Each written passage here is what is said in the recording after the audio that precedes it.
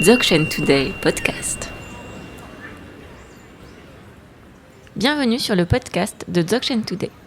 Cette série, intitulée Qu'est-ce que le Dzogchen, nous plonge dans les fondements du Dzogchen et présente la richesse de cette tradition, son histoire et ses lignées, son chemin, son résultat et bien plus encore. Bienvenue à tous et merci d'être avec nous aujourd'hui. Je suis Nils, votre hôte. Nous allons nous intéresser dans les prochains épisodes à l'un des triptyques centraux des enseignements Dzogchen, à savoir la base, le chemin et le résultat. Nous allons à chaque épisode porter notre attention sur l'un de ces aspects et tenter de l'expliquer, de le découvrir. Et pour ce faire, nous allons aujourd'hui nous intéresser plus précisément à la base dans le Dzogchen. Nous accueillons donc Mila Khyentse Rinpoché. Bonjour. Bonjour. Et Damien Brohon. Bonjour, merci de l'invitation. Mais avec plaisir. Bienvenue à tous les deux pour ce nouvel épisode. Merci. Et nous allons donc du coup démarrer avec la base dans le Dzogchen. Mila Khyentse, vous êtes chercheur universitaire de formation, consultant et enseignant du Dzogchen. Vous avez été formé de façon traditionnelle dans l'Himalaya et en Europe, et vous êtes un détenteur de lignée. C'est ça. Merci. Damien Brohon, vous êtes enseignant en art, vous êtes artiste et auteur. Vous enseignez également le bouddhisme depuis de nombreuses années dans les pays francophones, dans différents cadres. Tout à fait. Donc, merci encore d'être avec nous aujourd'hui. Et nous allons donc peut-être démarrer par une présentation très rapide sur ce triptyque qui est un triptyque essentiel dans la grande perfection, dans la tradition de la grande perfection, sur la base, le chemin et le fruit. Mila Khyentse Rinpoché, est-ce que vous souhaitez en dire un mot ? Oui, avec plaisir. Tout d'abord, peut-être que effectivement, on va commencer par la base de la base, puisque c'est la base de tout le triptyque. Il ne peut pas y avoir de fruit ni de chemin s'il n'y a pas de base. Et une considération en fait importante pour le Dzogchen, c'est de savoir à quoi correspond la base. Donc, dans son acceptation la plus fondamentale, la base, c'est deux choses. C'est en même temps un aspect de la nature primordiale de notre propre esprit et également origine de tous les phénomènes. Donc, de tous les phénomènes, bien sûr, de notre propre esprit, mais également tous les phénomènes de toute la réalité, puisqu'on a, nous, souvent l'habitude de faire la séparation entre ce qui est nos phénomènes, c'est-à-dire les phénomènes intérieurs, phénomènes individuels, et les phénomènes plus collectifs, plus généraux, comme l'univers. Donc, quand dans le Dzogchen, on parle de base, on va parler automatiquement de cet aspect fondamental et d'origine de la réalité de tous les phénomènes et de nature primordiale de la réalité de tous ces phénomènes et donc de notre esprit. Et ça, c'est la définition fondamentale de la base. La seconde définition, c'est dans le triptyque base, voie et fruit. Et à ce moment-là, dans le Dzogchen, on dit, dans la vue du Samde, on dit que la base correspond à la vue du Dzogchen, à la vue de la grande perfection, qui est en fait la vue directe ou la perception directe de la nature primordiale à la base de notre chemin. Donc ce sont les deux références fondamentales, généralement les deux définitions fondamentales, lorsque l'on parle de base dans le Dzogchen. Et ça correspond au terme tibétain Ye Shi. Shi qui signifie la base et Ye qui a cette signification de ce qui est primordial, quoi. Avant tout déploiement dans le temps, tout simplement parce que c'est ce qui est réellement, tout simplement. Donc c'est premier dans ce sens-là, ou primordial. Voilà. Et à ce moment-là, base des phénomènes ? La base des phénomènes, c'est ce qui permet à tous les phénomènes de se manifester. En fait, après on verra ça du point de vue du chemin, mais il y a cette compréhension justement que tout de notre expérience, tout de notre réalité, qu'elle nous semble noble ou ignoble, qu'elle nous semble basse ou élevée, tout en fait est l'expression de cette nature. Et que le point de ce chemin, c'est de reconnaître ça et, comme les saumons, de revenir à la source primordiale de tout ce qui est. Donc qui est la base du triptyque. La base du triptyque, voilà. C'est pour ça d'ailleurs, peut-être pour accentuer ce propos, c'est pour ça que très souvent dans le Dzogchen, on va trouver cette expression une base de chemin. Donc il y a la base qui est vraiment le fondement de toute la réalité, qu'elle soit ultime ou qu'elle soit relative. Ça c'est plus en termes graduels. Et le fait que cette base soit à la base totalement de tous les phénomènes et également base primordiale, ça veut dire que ça va déterminer dans le Dzogchen 2 chemins fondamentaux. Un, ce que l'on appelle le chemin des phénomènes, ou utiliser les phénomènes comme chemin. Et 2, le chemin ultime, utiliser la base elle-même comme chemin. Et donc, ça va être en fonction, on dit toujours, en fonction des capacités, c'est-à-dire dans le Dzogchen, la capacité à pouvoir percevoir la nature de cette base directement, c'est-à-dire la base nature primordiale, ou la possibilité de voir les phénomènes comme base, et à ce moment-là, donc, ce sont les phénomènes comme chemin. Ça va être la distinction fondamentale de la base comme chemin. Mais bien entendu, peut-être qu'on en parlera dans le chemin aussi. Certainement, oui. Donc là, j'ai noté qu'il y avait une notion de base, de base comme chemin. J'imagine qu'il y a aussi une notion de base comme résultat. Oui, parce que ce qu'on appelle le fruit, ou la fruition, ou l'éveil, c'est tout simplement de reconnaître pleinement cette base. C'est-à-dire qu'à ce moment-là, il n'y a plus cette distinction qui fait nous des êtres illusionnés entre ce que sont les choses vraiment et comment elles nous apparaissent. Le fruit, c'est ça, c'est complètement reconnaître cette base. C'est-à-dire que ça devient, on pourrait reprendre le terme très central dans le Dzogchen Rigpa, ça devient l'évidence primordiale, ou l'évidence du primordial, l'évidence de ce qui est primordial, et la première évidence. Voilà. Et effectivement, l'atteinte, quand on parle du résultat pour la base, dans le Dzogchen aussi c'est extrêmement clair, c'est l'atteinte est à la base, et le fait d'atteindre un résultat, c'est de revenir à la base primordiale. Donc ça, c'est la particularité du Dzogchen, c'est pour ça qu'on l'appelle le véhicule en fait, de la base ou le véhicule immédiat, c'est que dès la base, et bien entendu la nature primordiale, donc automatiquement, et le chemin et le fruit. Bien, merci beaucoup pour cette première introduction déjà très dense. Donc on a commencé à caractériser un petit peu, à définir ce que c'était que cette base, on le voit bien, d'un point de vue pratique et puis d'un point de vue fondamental. Et la question ici, c'est peut-être d'aller un peu plus profondément sur justement ce que c'est que cette base et ce que c'est que cette base en tant que réalité primordiale. On trouve en fait dans les textes de la Grande Perfection que cette réalité primordiale est indicible, ineffable, inqualifiable, qu'on ne peut pas exprimer. Et pourtant, c'est à la base de cette tradition. Il existe des descriptions pour autant, et de ce que pourrait être cette base de la réalité.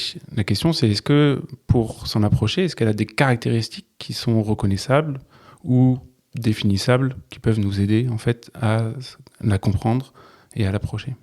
Alors, comme tout le temps dans le Dzogchen, effectivement, elle a des caractéristiques, et ces caractéristiques sont indicibles, ineffables, inqualifiables. Merci Mina Kinza Rinpoche, nous avons donc terminé cet épisode. À bientôt, merci. Merci de votre invitation. Donc cet aspect veut dire que nous sommes dans l'aspect nature primordiale ou essence fondamentale de la base. Donc ce principe-là, c'est que les caractéristiques à la base de toute la réalité, eh bien, sont au-delà de toutes nos capacités de compréhension, de perception, de définition, de nominalisation, et de perception. Donc nous sommes au-delà en fait de tous les phénomènes, parce que à la base même, c'est-à-dire nature primordiale de tous les phénomènes. Donc de mes propres phénomènes aussi, c'est-à-dire mes pensées. Donc comment est-ce que habituellement je définis la réalité ? Eh bien en pensant à la réalité. Tiens, ceci. Bonjour Damien, tiens voilà Damien. Ça c'est ce que je vais penser, donc c'est ce qui va m'aider à définir la personne que tu es comme Damien. Or, ici, étant à la base même des phénomènes, je ne peux pas déterminer cette base par les phénomènes eux-mêmes, puisque c'est leur propre base. Donc, il m'est impossible d'utiliser ce que j'utilise d'habitude, comme les émotions, les sensations, les pensées, etc., pour définir la base même de ce qu'ils sont. Donc, automatiquement, je ne vais pas pouvoir le faire de cette manière-là, donc il me faut un autre procédé. Et cet autre procédé dans le Dzogchen, c'est de revenir à leur base fondamentale sans essayer de définir, sans essayer de sentir, sans essayer de percevoir, en fait, là où je suis, entre guillemets, là où, en fait, la méditation me conduit. Et c'est ça que l'on appelle la méditation de la base. C'est la capacité d'être pleinement présent immédiatement à la nature primordiale de tous les phénomènes. C'était ce que, Damien, vous avez nommé tout à l'heure, peut-être l'évidence primordiale, en tant que résultat de la base. Exactement, qui est cette pleine reconnaissance. À ce point-là, on pourrait peut-être qualifier justement ces trois qualités de la base, qui expriment en réalité l'inexprimable, comme Jay l'a bien dit, et qui expriment cette manifestation de la base, comment effectivement la base est la manifestation de tout ce qui est. Et donc on a trois termes pour ça. Il y a Ngo Tongpa qui signifie essence vide, Ranjing Salwa qui signifie l'expression naturelle, et il y a Tuje Gagme qui signifie quelque chose comme la capacité, la souveraine manifestation, on dit des fois aussi compassion universelle. Il y a plusieurs traductions possibles. Donc tout d'abord, l'essence vide signifie que cette base est absolument au-delà de toute qualification. Toute tentative qu'on pourrait faire pour la déterminer dans un sens ou dans un autre est futile. Via les phénomènes, par exemple. Voilà, via les phénomènes, ou via nos propres projections, via quoi que ce soit. Et peut-être qu'elle est en même temps nature vide des phénomènes. Elle est la nature vide des phénomènes. Aussi. Et en même temps, c'est une vacuité, on pourrait dire c'est la vacuité d'un miroir et pas d'un mur blanc. C'est une vacuité infiniment féconde, qui a une infinie capacité de manifestation, d'expression naturelle. Ça, c'est le deuxième terme, Ranjing Salwa. Salwa connote aussi la clarté, la luminosité, la manifestation de cette vacuité lorsqu'elle s'exprime pleinement.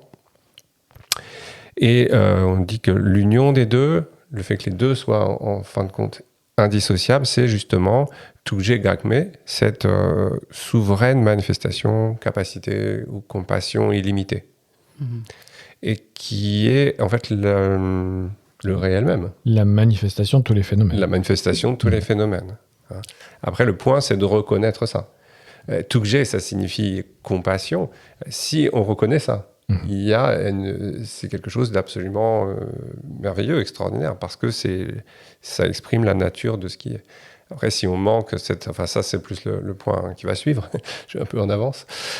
Si on manque cette reconnaissance, ça devient ce qui est appelé classiquement le samsara, le cycle de la répétition sous toutes sortes de formes d'une même confusion, qui est de manquer ça, précisément. Oui, dans le Dzogchen, c'est l'aspect d'illusion de l'existence, c'est-à-dire de déterminer une existence qui n'est pas présente réellement. C'est ça. Je retiens cette image du miroir qui était très claire quand vous l'avez exprimé, Damien. Merci. Cet aspect qui n'est pas vide, mais qui reflète justement. Oui. Une magnifique image. C'est une image traditionnelle, certes, mais là qui était très parlante. Et du coup, cette capacité du miroir, c'est peut-être ça qu'on peut explorer un petit peu plus en avant aujourd'hui, maintenant, sur cette capacité à manifester, justement. Est-ce que, Damien, vous pouvez nous en dire un tout petit peu plus sur ce qu'on appelle les 3 modes de caractéristiques de cette manifestation, à savoir Tsel, Reul et Gien. Ouais. Est-ce que vous pouvez nous expliquer ces termes et ce qu'ils désignent, donc toujours dans cette capacité naturelle de manifestation de la base?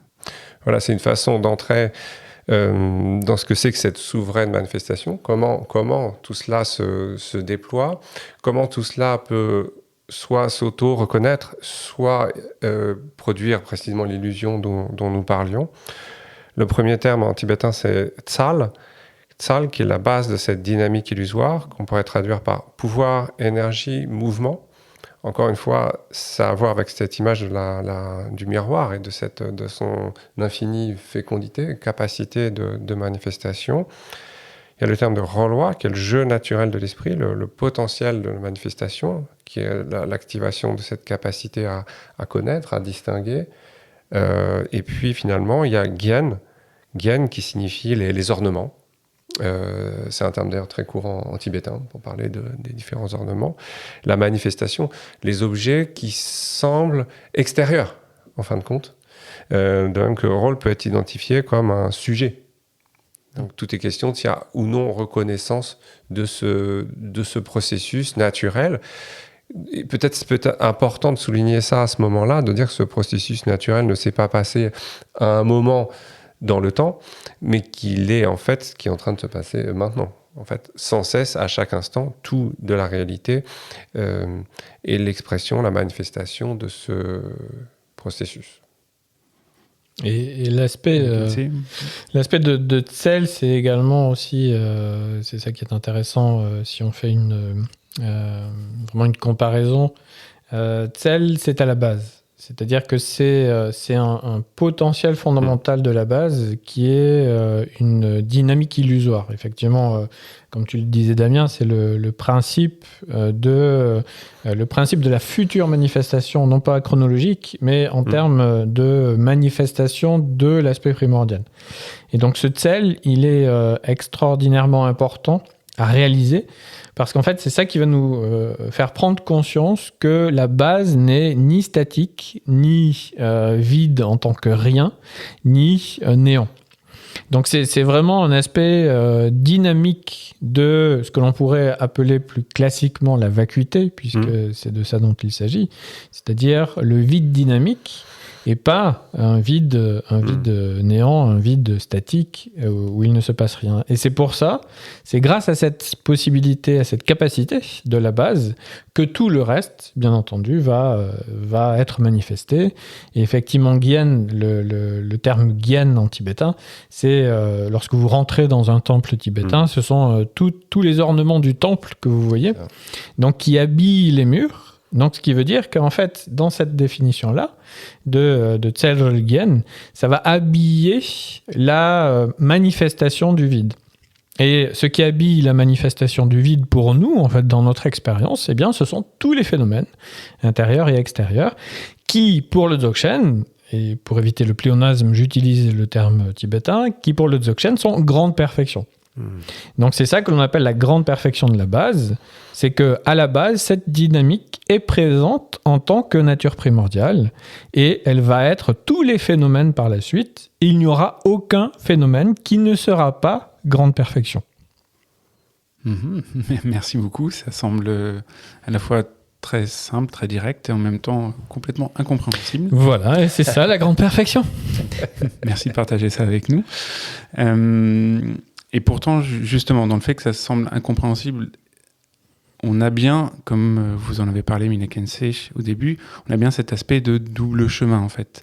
Cet aspect de manifestation, donc Gyen, soit sont, donc tous les ornements, soit sont grande perfection, et ils le sont à la base, de ce que je comprends, soit ils nous projettent, d'une certaine manière, dans une illusion de réalité. Et donc, malgré cette pureté primordiale, comment on peut expliquer cette illusion de réalité malgré cette base primordiale ? On entend souvent, du coup, on en a parlé également au début, sur cette distinction entre base primordiale, à nouveau, et base universelle, donc ce qu'en tibétain on appelle Shi et Kunchi. Est-ce que vous pouvez nous en dire un peu plus sur cette distinction entre la manifestation d'une illusion possible et son absence de manifestation ? Tout à fait. On va dire que, effectivement, on parlait tout à l'heure de l'expression une base de chemin, du fait que ce Gyen peut être vu dans ce qu'il manifeste ou pris comme un phénomène déterminé, séparé de nous, etc. À partir de là, selon qu'il y ait ou non reconnaissance, il va y avoir soit une perception directe de la base, pour ce qu'elle est, comme on l'a dit, ou alors, ce qui va, on pourrait dire ça comme ça, notre esprit fonctionne autrement, Et ça va être ce qu'on appelle Kunchi, la base de tout. Et à ce moment-là, ça va fonctionner comme un voile subtil qui nous empêche d'accéder à cette reconnaissance. Et on dit que c'est là que une fois qu'on n'a pas reconnu cette nature, on va développer des tendances qui nous sont propres, qui s'accumulent. Et on parle là aussi d'un processus dynamique, ça n'est bien sûr pas un objet matériel, et qui voile cette nature par habituation, par répétition des mêmes schémas. En fait, c'est un obscurcissement qui lui aussi est lui aussi une dynamique constante. Et c'est ça qu'on appelle la base de tout. C'est la base de tout, on pourrait dire, notre confusion. Mmh. Donc ça serait une question de vue et à la base. Mila Kensei, vous avez introduit comme cela. Alors, il y a une explication simple et une explication complexe, comme toujours dans la grande perfection. Donc, l'explication simple, c'est que en fait, ça ne dépend pas de la base, le fait qu'il y ait un développement, entre guillemets, de la base, entre base primordiale, base de nature primordiale, et base de tous les phénomènes. Lorsqu'on parle de base de tout, c'est base de tous les phénomènes. C'est pour ça qu'on dit toujours une base, deux fruits, deux chemins avant, bien sûr. Deux fruits dans le sens où c'est soit la racine en termes de chemin, la racine base, lorsqu'on arpente le chemin, qui va donner un résultat qui est soit souffrance, illusion, soit libération de cette illusion. Et donc, à la base, tout est inscrit déjà. C'est-à-dire que vu que cette base-là, elle est grande perfection, elle est nature primordiale de tout, de toutes les manifestations. Donc, cet aspect d'illusion n'est pas présent à la base. C'est-à-dire qu'il n'est pas présent dans son aspect de développement. Lorsque je vais arpenter un chemin, je peux l'arpenter de deux manières dans le Dzogchen. Soit de manière ultime, c'est-à-dire de manière primordiale, et à ce moment-là, tout ce qui m'accompagne tout le long de mon chemin durant toute mon existence, voire toutes mes existences, ça va être cet aspect primordial. Donc, le chemin va être de me rappeler, en fait, l'aspect totalement primordial de la base dans tous les phénomènes. Et il y a un chemin plus graduel, qui est en fait que, vu mes tendances, la façon dont je fonctionne habituellement, où je vais me définir en tant que moi et tout le reste en tant que autre, si je pars de cette manière-là, alors à ce moment-là, je ne pars plus de l'aspect base primordial. En quelque sorte, je l'ai oublié. Le fait, par exemple, de renaître, on dit dans le Dzogchen, m'a fait oublier ça. Et le fait d'arpenter le chemin va, moi, à ce moment-là, être l'autre aspect du chemin, c'est-à-dire le second chemin, le chemin où je vais redécouvrir la base au fur et à mesure de ma perception illusoire des phénomènes et qui va petit à petit en fait redevenir primordial. Et ça, c'est le second chemin de la base. Mais la base, elle, reste la base ultime pour la grande perfection. Merci beaucoup. Je crois que nous arrivons à la fin de ce premier épisode sur le triptyque base, chemin, fruit. Merci d'avoir été avec nous. Merci de votre invitation. Merci de l'invitation. Avec plaisir, et nous nous retrouvons très bientôt en ligne pour le prochain épisode de ce triptyque où nous allons aborder le chemin. Donc n'hésitez pas à rester connectés, et merci à vous deux. Merci beaucoup. Merci Damien. À bientôt.